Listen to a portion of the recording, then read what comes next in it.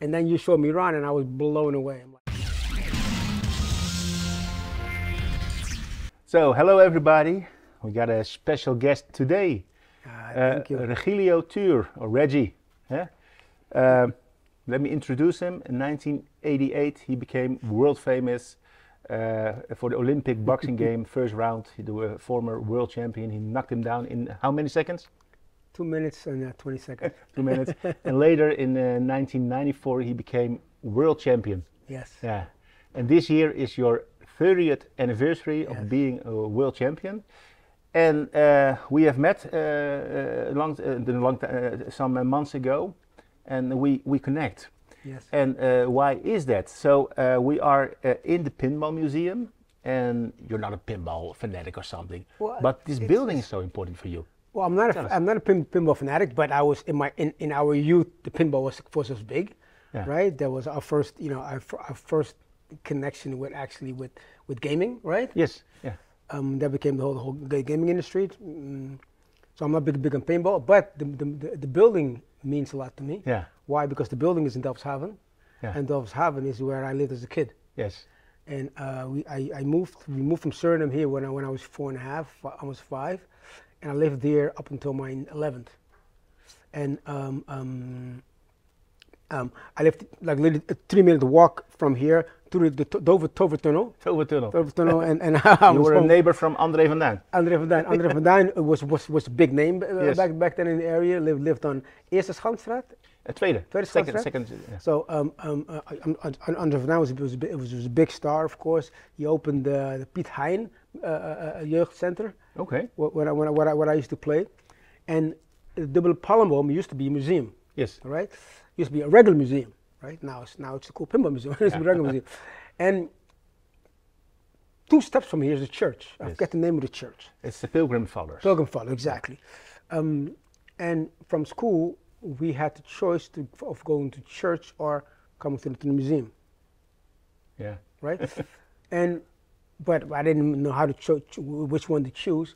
But then in the museum once they had an exhibition about Africa when I was 9 years old. Yeah. Now, why was that so extraordinary for me? Because back in those days, and maybe I'll send you the photo. You got to implement the photo. Yeah. So people know what I mean. We were one of the first 4 black families in the entire Rotterdam West. Yeah. There were no Moroccan people, there were no Turkish people, there were no Cabo people yet. Yeah. Cape Verde. Cape Verde yet. Right now I believe you told me has like 160, 180 cultures in Delfshaven. It's and 80 cultures, and we were one of the first 4 black people in the entire. So everything here was white. Yeah.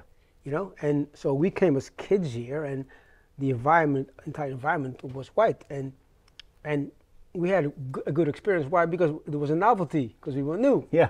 Right? Everybody wants to touch you. Everybody wants to touch you. Everybody wants to, and it was we had a real good upbringing in the youth. But we still didn't have any examples of anything like us. And the Dubbele Palmboom Museum was the first museum where I saw an exhibition about Africa. Yeah. And I was like 9 or 10 years old, whatever, and that made a connection with me.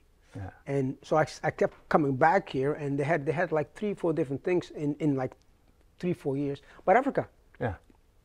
So this became my go-to place, and I used to come here a lot. Yeah. So when I come from New York and I come with people, I always bring them here.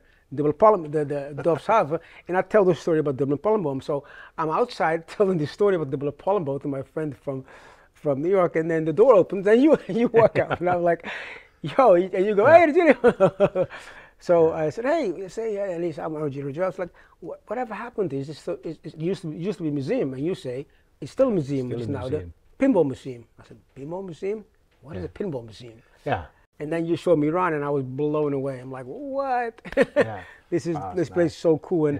And when I saw all the things, and then you have a rocky pinball machine beside the Matrix and all and Terminator, all that stuff. You have a Rocky, you have Muhammad Ali, and this year is my 30th anniversary, as you said. I was the first boxing world champion in entire history, and 30 years later, I'm still the only one. Yeah. So that's a great celebratory moment. And when I saw this, and I said to you, wow, wouldn't it be cool to make a 30th anniversary pinball museum? And then you said, yeah, it's possible. I said, wow, let's have a conversation about it. So since then, you and I have been talking about that. Yeah. So that's how I got connected to this place and your place. This place is amazing. Thanks. I think many more people need to know about this place. Yeah. Really cool. And it pulled me back into my youth, but it also gave me a real cool idea. So we're now talking about developing a 30th anniversary pinball museum. Wow. Yes. So you were born here. Did you know that I was born here? I was born in Spangen. Okay, Spangen. I wasn't born here. I came here as very young child. But you grew up here. Later you told me that you're from Spangen. So that's really close by. So two guys from just the area, right? Yeah, but what are the chances that we are now sitting here? Crazy, right? Yeah, crazy. That's why. Yes. Yeah. So this. I always say, if you have whatever your background is, whatever, if you have passion, you will get there. Yes. Right. Yes. Yeah. Absolutely. And for me, it's the Delfshaven is just my youth. It was innocence. Yeah. It reminded me of innocence before the world became complex. Yes. Right? It was still innocence. So we didn't know what the word racism meant. We didn't understand what we were just kids. Yeah. And the museum just made me fall in love with art and design. And because of art and design, later I fell in love with fashion. Yes. Because I saw the first exhibition by Italy here and Picasso and other designers. I learned about Italy, and through Italy I fell in love with fashion, and so this place has a very connects me to my youth, and that's why when we connected and you told me you're from Spangen, that's even more of a connection, right? Yeah, right. So nice. So everything comes together now. Everything comes together. Yeah. So nice. So a lot of the stories. So one day we were driving around in the center of Rotterdam. Everywhere we go, hey, it's Regilio. You have to go on a photo with selfies. People still recognize you, right? So the younger, maybe not, but if they are our age, you cannot. It's always a fun time. Yeah. So I kept myself in the media for the past 10 years because I needed to really reinvent myself. I needed to go back and understand certain things that happened in life. So I kept myself out of the media. So what you see now, before everybody recognized me, right? Yeah. And now it's one every 5 people. Yeah. And it's more people our age. Yeah. So it's very nice. It's still fun. Yeah.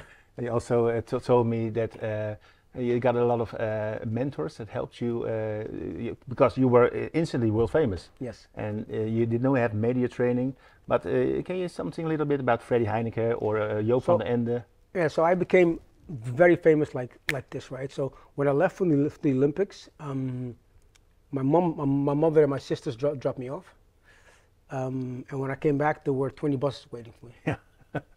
And everybody knew my name. Yeah. Right. And then in that year, I connected with Joop van den Ende. Yep.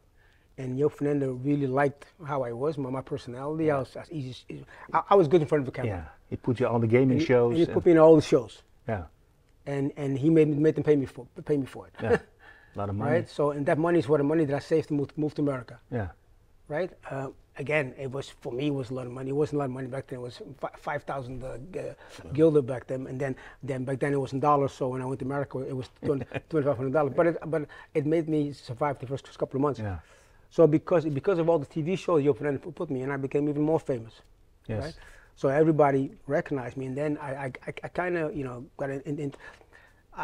I do media pretty natural, because I kind of grew into it, but that much all at once I had to get used to, and I used to have a direct line with some of the greatest people that the privilege that I had is meeting some of the greatest people, right? I had a direct line with Johan Cruyff. Johan Cruyff. Right? Yeah. And you learned how to box. Yeah. No, you learn how to think about things. Oh. You learn me how to think about media and think about things beside the physical part of it. Right? Yeah. He was in a time where people didn't think about sports in a certain way. He thought about the metaphysics behind it, not just the physical stuff, the mind stuff. And I used to talk to him, like every couple of weeks. Wow. I got connected with Freddie Heineken, Yes. right? And I was always very interested in people that did things that were extraordinary, right? And so every time I was not, I had that direct line with Freddie Heineken.